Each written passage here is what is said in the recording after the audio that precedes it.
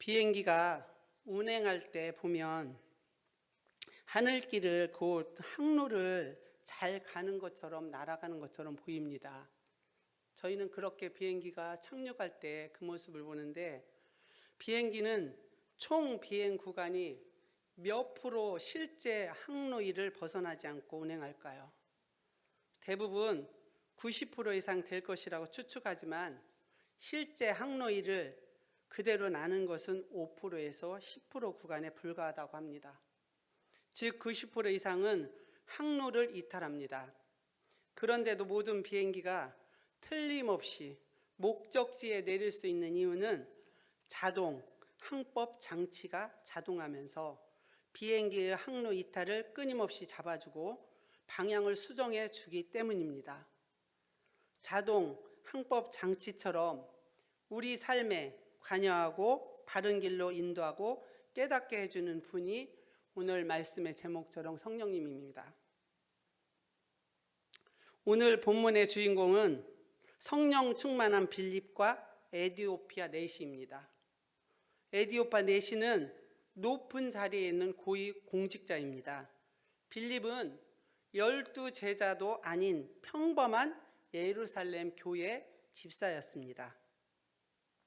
근데 빌립을 포함한 집사들은 성령과 지혜가 충만하여 칭찬하여 듣는 사람들이었습니다. 빌립은 사마리아 성에서 능력으로 말미암아 많은 사람들에게 복음을 전했습니다. 사도행전 6장 1절에 4절 말씀을 보면 1절에 그때가 제자가 더 많아졌는데 헬라파 유대인들이 자기의 과부들의 매일을 구제에 빠짐으로 이브리파 사람을 원망하니 12사도가 모든 제자를 불러 이르되 우리가 하나님 말씀을 제쳐놓고 접대를 일삼는 것이 마땅하지 아니하니 형제들아 너희 가운데서 성령과 지혜가 충만하여 칭찬받는 사람 7을 택하라. 우리가 이 일을 그들에게 맡기고 우리는 오로지 기도하는 일과 말씀 사역에 힘쓰니라. 6장 1절 말씀을 보면 여기에서 나오는 제자는 모든 그리스도인입니다.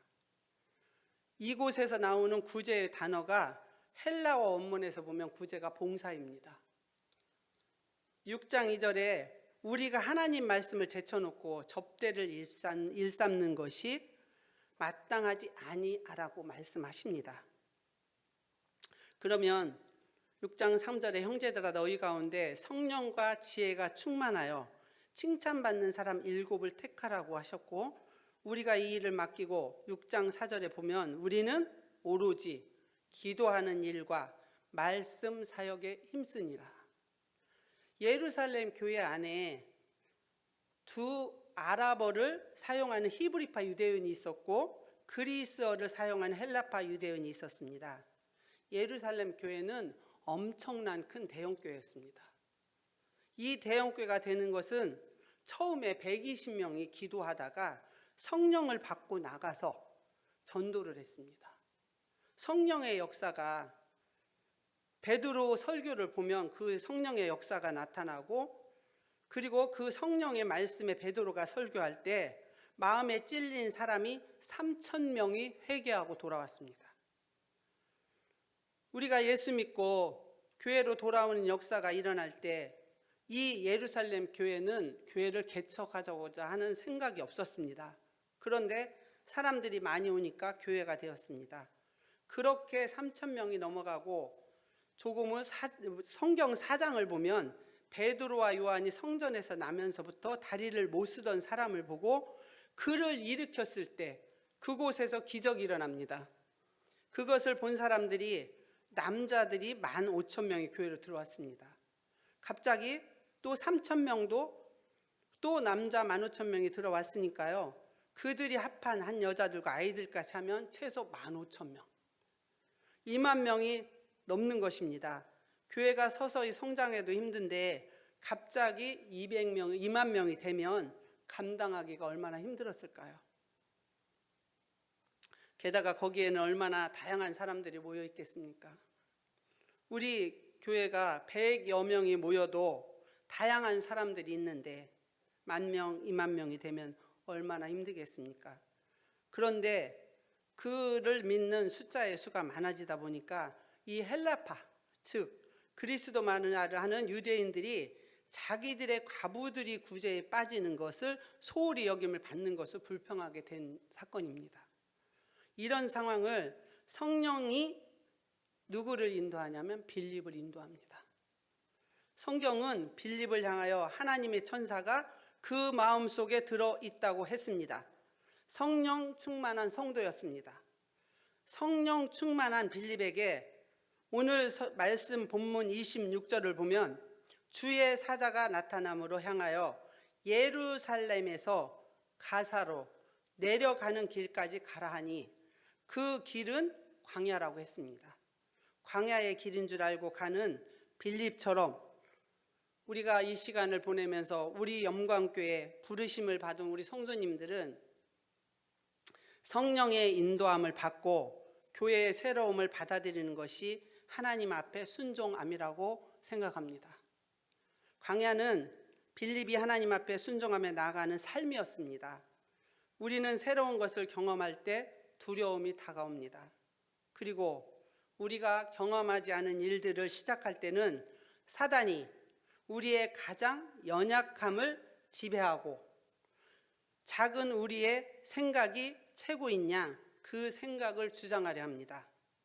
우리의 참된 기도는 나의 가치관과 나의 생각을 주장하며 관찰시키려는 것이 아니라 성령 하나님께서 기도하며 우리에게 말씀하시는 것을, 우리에게 원하는 것을, 교회 공동체 허락하신 것을 하나님 뜻을 이루어 드리는 거라고 생각합니다. 본문에서 빌립을 통해 광야로 내려가라는 순종을 깨닫는 것을 배워봅니다. 성경 말씀에 우리는 말씀을 많이 알고 새벽 기도를 습관처럼 하는 것도 중요하지만 나의 뜻을, 하나님 뜻에 순종하는 아름다움이 빌립이 광야로 가는 순종함입니다. 27절에서 에디오피아 내시를 만났습니다. 에디오피아 내시는 아프리카의 고위 공무원이었습니다. 에디오피아 내시는 예루살렘을 방문하고 고향으로 돌아가는 길에 이사야 53장의 말씀을 읽고 있었습니다. 그때 빌립을 만납니다. 본문 30절 말씀에 선지자 이사야 글을 읽는 것을 듣고 읽는 것을 깨닫느냐고 묻습니다.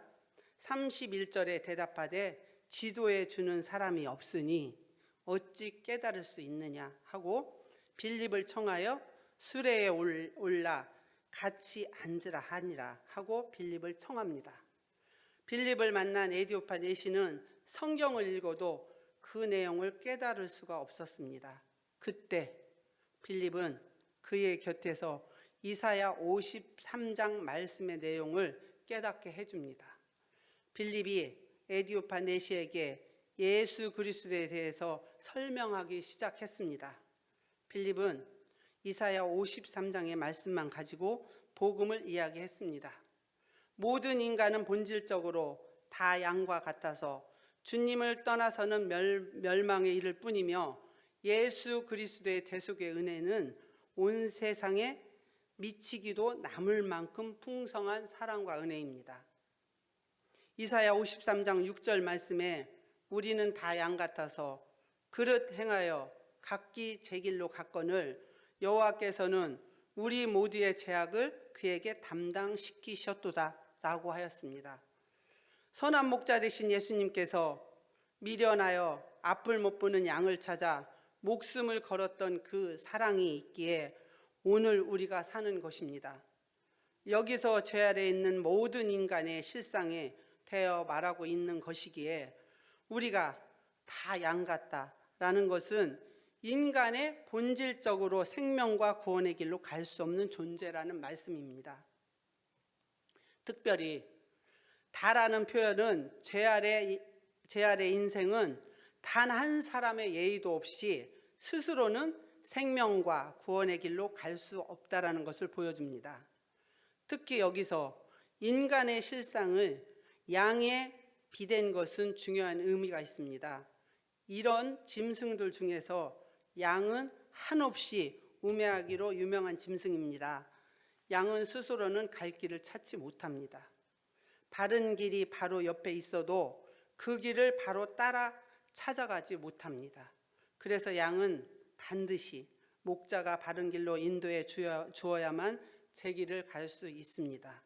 인간은 오직 참 목자 대신 하나님께서 강권적인 은혜로 인도할 때만 바른 구원의 길로 갈 수 있습니다. 특별히 하나님은 인간들을 위하여 바른 구원의 길을 그 앞에 제시하셨는데 그 길은 바로 예수 그리스도의 길입니다. 그렇다면 오늘 이 저녁 예배에 성령님께서 묻는 것은 지금 내가 양 같은 존재임을 인정하고 있는지, 그래서 나 스스로 구원과 생명의 길을 찾을 수 없는 존재임에도 인정하는지, 그래서 하나님의 인도에 따라 예수 그리스도로 말미암아 진리의 길로 갈 때만 참된 구원이 있음을 확신하고 있는지 묻고 있으니 스스로 자문자답해 보시길 바랍니다. 양 같은 존재인 내가 오직 예수 그리스도를 믿음으로 구원을 받게 된 것입니다. 베드로전서 2장 25절에서 친히 나무에 달려 그 몸으로 우리 죄를 담당하셨으니 이는 우리의 죄에 대하여 죽고 의에 대하여 살게 하심이라. 그가 채찍에 맞음으로 너희는 나음을 얻었나니 라고 하였습니다. 그러므로 우리가 더 이상 내 스스로 구원의 길을 찾으려는 어리석음은 버릴 수 있는 마음을 가지시기 바랍니다.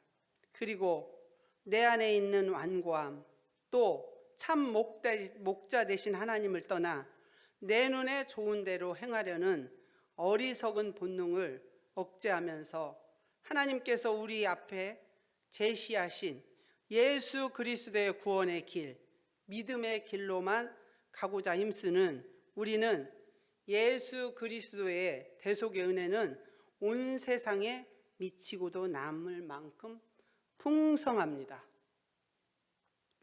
우리 마음속에는 성령이 진실한 의미에서 감동하지 않으면 이와 같이 말씀을 전할 수도 없습니다. 그러므로 말씀을 깨닫고 전도하는 일에 있어서 깨닫게 하시는 분은 성령님이십니다. 말씀을 선포하고 성도님들께서 은혜를 받는 것 또한 전도하였을 때 전도의 결과로 좋은 열매를 맺기 위해서 언제나 성령의 인도를 받고 깨우치게 하시는 능력을 믿어야 합니다. 이 능력이 두 번째, 우리 교회를 향한 하나님의 말씀이 선포될 때 성령님의 놀라운 능력이 있기를 소망합니다.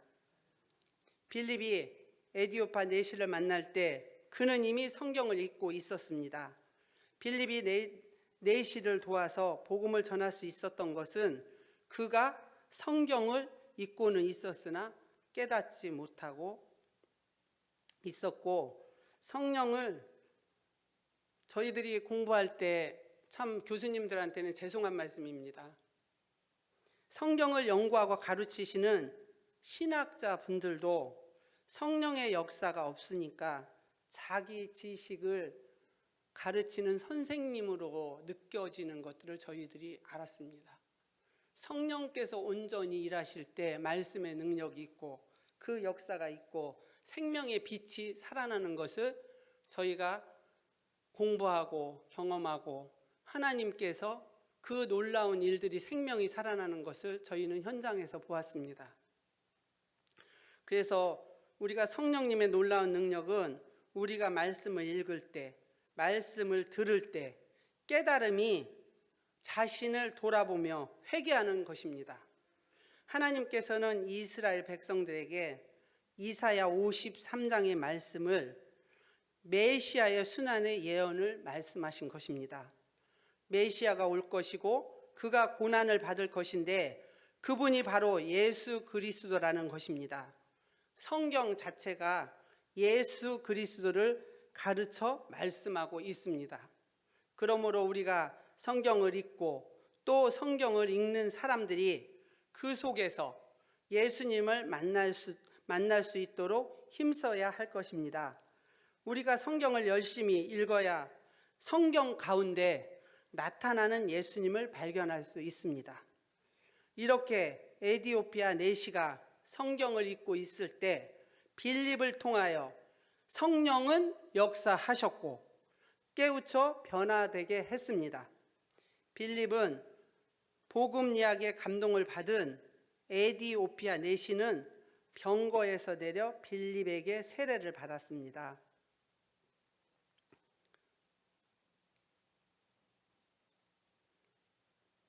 본문 39절에서 둘이 몸에서 올라올새 주의 영이 이끌어 간지라 내시는 기쁘게 길을 가므로 그를 다시 보지 못하니라고 말씀합니다. 이 기쁨은 복음을 받아들인 사람들의 공통된 특징입니다. 내시에 관한 언급은 여기서 끝나고 있지만 내시가 기뻐하며 걷는 모습은 그가 본국으로 돌아가 복음을 증거하며 이방인의 선교사가 되었으리라 추측을 충분히 가능하게 합니다. 세 번째로 빌립과 에디오피아 내시의 아름다운 만남이 성령님의 은혜를 경험합니다. 성령님은 어떤 힘이 아니라 직접적으로 우리의 생명력을 우리의 삶 속에 표출해 보이시는 실제 하시는 인격이십니다. 깨닫게 하시는 성령님을 따라 변화되어 사는 새 사람이 되기 원한다면 먼저 하나님의 말씀 앞에서 자신을 내놓아야 합니다. 그리고 우리 공동체 안에서 우리의 만남을 허락하신 영광인으로 서로 사랑하며 복음을 배우고 전하는 아름다운 숲속 교회의 모형뿐 아니라 우리의 내면의 세계도 예수님처럼 성령의 열매들이 만들어가는 삶으로 순종하시길 간절히 기도하며 바람을 말씀을 전합니다. 우리가 하루를 시작할 때 새벽 예배를 드리는 것과 하나님 말씀을 묵상하고 하루를 시작하고 일을 하는 것과 별거 아닌 것처럼 보여도 이것이 쌓이면 그 누구도 감당할 수 없는 사람이 됩니다. 세상은 지식을 가지고 싸우지만 하나님의 사람은 깨닫게 하시는 성령님의 능력과 지혜로 싸우게 됩니다. 이러한 사람은 세상도 감당할 수 없습니다. 성공하여 출세하는 것도 가치 있는 일입니다. 돈을 많이 벌어 나누고 베푸는 삶도 사는 것도 의미가 있습니다. 그러나 이보다 더 나은 사람은 세상이 감당할 수 없는 사람, 예수 그리스도의 사람입니다. 우리 성도님들은 세상이 감당할 수 없는 소명자로, 하나님의 제자로, 증인으로 모든 삶에서 승리하시는 은혜가 계시기를 바랍니다.